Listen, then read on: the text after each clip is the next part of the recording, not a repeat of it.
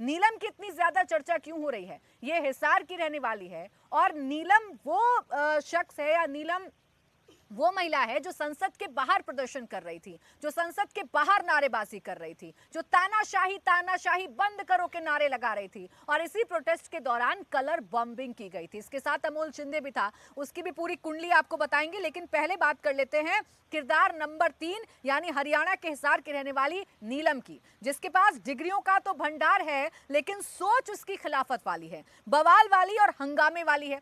नीलम की मानसिक सोच कैसी है ये आप उसके सोशल मीडिया पोस्ट से समझ सकते हैं। उसके जितने भी सोशल मीडिया पर एक्टिविटी है वो इस वक्त आपके टेलीविजन स्क्रीन पर है। हाईलाइट करके आपको दिखाने की कोशिश कर रही हूं ताकि आपको समझ में आए कि ऐसे लोग सोशल मीडिया पर क्या एजेंडा चलाते हैं और ये एजेंडा कैसे कुछ लोगों को रेडिकलाइज कर देता है और फिर देश के लिए भी खतरा बन सकता है। संसद में अगर ये लोग अफरा तफरी मचाने में कामयाब हो सकते हैं तो आप अंदाजा लगाइए कि सोच कितनी घातक हो गई होगी। नीलम प्रोफेशनल प्रोटेस्टर बन गई है। कम से कम सोशल मीडिया पर जो एक एक प्रोटेस्ट से जुड़ी हुई उसकी तस्वीरें हैं उसे देखकर तो आप कह सकते हैं आपको नीलम का काम सिर्फ हंगामा और बवाल करना ही नहीं रह गया था। इन तस्वीरों को देखिए और समझिए। देश के किसी भी हिस्से में आंदोलन हो तो वहां नीलम जरूर दिख जाती थी। प्रोटेस्टर्स के साथ नीलम बैठी होती थी और सिर्फ बैठती नहीं थी बल्कि सरकार के खिलाफ जहर उगलने का काम करती थी, बल्कि देश के सिस्टम के खिलाफ जहर उगलने का काम नीलम करती थी। उसके कई बयान पब्लिक डोमेन में हैं। खुद उसके सोशल मीडिया पेज पर अगर आप जाएंगे, उसके फेसबुक पेज पर अगर आप जाएंगे तो आपको खुद दिख जाएगा कि नीलम किस तरीके से काम किया करती थी। ये तमाम तस्वीरें उसने खुद सोशल मीडिया पर पोस्ट की हैं। कभी मजदूरों के प्रदर्शन में, कभी किसानों के प्रदर्शन में। इस आंदोलन जीवी नीलम का एक ही लक्ष्य बन चुका था, विरोध करना। अब ये विरोध किस लिए कर रही थी, इतनी नफरत क्यों थी, कौन है जो नीलम के दिमाग में ये सब कुछ नफरत भर रहा है, ये जांच का विषय है। नीलम कैसे हिंसात्मक सोच पालने लगी थी वो आप उसके एक पोस्ट से समझिए। अगली तस्वीर हम आपको दिखाने जा रहे हैं।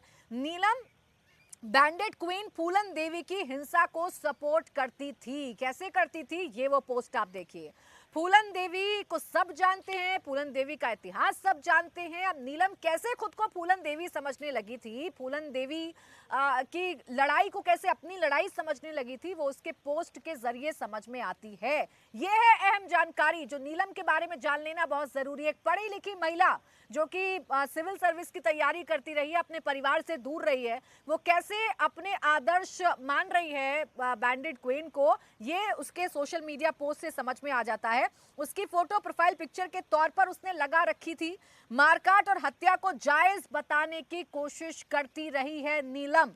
हक की बात करते करते जो एक बारीक लाइन है कि आपको हक की बात करनी है कानून के दायरे में रहकर, संविधान के दायरे में रहकर, उस लाइन को नीलम कब का क्रॉस कर चुकी थी और उसका एकमात्र लक्ष्य यह था कि सरकार के खिलाफ जहर उगलना है, माहौल बनाना है। नीलम की मानसिकता इतनी बीमार हो चुकी थी कि वो महात्मा गांधी को भी कोई खास पसंद नहीं करती थी। अगला जो फोटो, अगली जो पिक्चर मैं आपके सामने रखने जा रही हूं, उस पिक्चर को देखकर आपको अंदाजा लग जाएगा कि वो सिर्फ फूलन देवी को ही सपोर्ट नहीं करती थी बल्कि महात्मा गांधी से भी कोई खासा प्रेम नहीं था नीलम को। महात्मा गांधी के आदर्शों से कोई खासा प्रेम नहीं था। अब जो देश के महापुरुषों की इज्जत नहीं करती वो देश के सिस्टम की क्या इज्जत करेगी, वो इन तस्वीरों को देखकर आप अंदाजा लगा सकते हैं। ये एक नोट की तस्वीर है और इसमें अगर आप गौर करेंगे तो जहां पर राष्ट्रपिता महात्मा गांधी की फोटो होती है वहां एडिट करके अंबेडकर की फोटो लगाई गई है। और जब नीलम संसद के बाहर प्रोटेस्ट कर रही थी तो जय भीम, जय अंबेडकर के नारे लगाए जा रहे थे नीलम की तरफ से, और इस नोट में भी उसने अपनी इस मंशा को जाहिर कर दिया है। अब आपको एक और सबूत नीलम के बारे में दिखाते हैं कि नीलम कैसे मानसिक तौर पर जहर उगलने के लिए तैयार थी और कैसे मानसिक तौर पर वो इतनी विकृत हो चुकी थी या इतनी रेडिकलाइज हो चुकी थी कि सही और गलत में फर्क करना नहीं समझ पा रही थी। आपको उसके लेटर के कुछ अंश दिखाने की कोशिश कर रहे हैं। संसद में स्मॉक अटैक जिन लोगों ने किया है, दरअसल आरक्षण को लेकर उसने एक लेटर लिखा था और उस लेटर का जो कुछ अंश है वो अब वायरल हो रहा है। आरक्षण के प्रति उसकी सोच क्या थी और उस सोच को लेकर वो कितना अडिग थी वो सिस्टम से कैसे टकराना जान रही थी, वो उसके सोशल मीडिया के जो पोस्ट हैं वो बताने के लिए काफ़ी हैं। हालांकि नीलम को लेकर उसके गांव में आज भी एक पंचायत का आयोजन किया गया है। किसान संगठन से जुड़े हुए जो लोग हैं वो आज इकट्ठा हुए और ये बताने की कोशिश की गई कि नीलम तो बिल्कुल निर्दोष है, लेकिन नीलम के इन पोस्ट को देखकर तो कम से कम ये नहीं कहा जा सकता है। एक और जानकारी जो नीलम के बारे में आपको जान लेनी बहुत जरूरी है वो ये कि नेट और सीटेट उसने क्लियर कर रखा था। उसने कई सारी डिग्री हासिल कर रखी थी और सिविल सर्विस को क्वालिफाई करने की कोशिश भी नीलम ने की थी। अभय पाराशर के पास चलेंगे, तमाम जानकारियां उनके पास हैं। अभय, आज आप तो नीलम के गांव में रहे, आपने परिवार वालों से बात की, आपने मां से बात की, आपको क्या बात समझ में आई? किस मानसिकता की थी नीलम, और इतना आंदोलन जीवी होना, कैसे वो इतनी रेडिकलाइज हो गई कि समझ नहीं पाई कि क्या हक है और क्या कानून से परे है? देखिए, बिल्कुल प्राची, नीलम की अगर हम बात बताएं, ना केवल उनके परिवार से बल्कि गांव के लोग और जो उनका पूरा का पूरा प्रोफाइल है, उससे एक बात बिल्कुल साफ है कि हर तरीके के आंदोलन में नीलम शामिल रहती थी। चाहे वो किसान आंदोलन हो, चाहे वो महिला पहलवानों के ऊपर जो शोषण का पूरा मामला चल रहा था, चाहे वो जंतर मंतर पर महिलाओं के साथ जाने की बात हो, किसान आंदोलन हो या फिर मजदूरों की बात हो, हर तरीके के प्रदर्शन में वो शामिल रहती थीं। और चाहे उनके सोशल मीडिया अकाउंट्स आप देखेंगे, यूट्यूब उनका अकाउंट है, फेसबुक अकाउंट है, उसमें हर तरीके से सरकार से नाराजगी जैसे पोस्ट जो है वो उनके लगातार निकलकर सामने आते रहते हैं।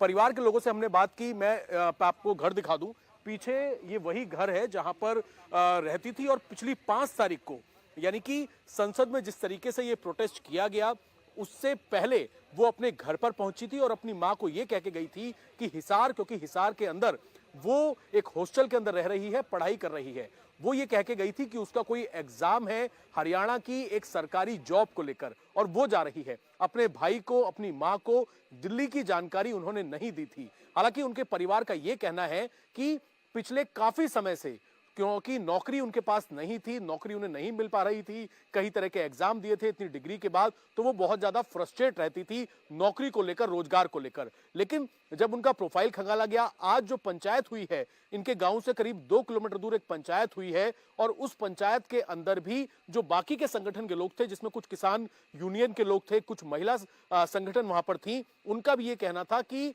जो नीलम है वो हर तरीके के प्रोटेस्ट में उनके साथ रहती थी और रोजगार को लेकर वो परेशान थी, इस वजह से उसने कदम उठाया। हालांकि पंचायत में ये बात कही गई है कि जिस तरीके से अपनी बात को रखा गया, संसद की सुरक्षा से जो खिलवाड़ किया गया, वो सही नहीं है। लेकिन यूएपीए को लेके जो गांव के लोग हैं, परिवार के लोग हैं, वो ये अपील कर रहे हैं कि ये धारा हटनी चाहिए।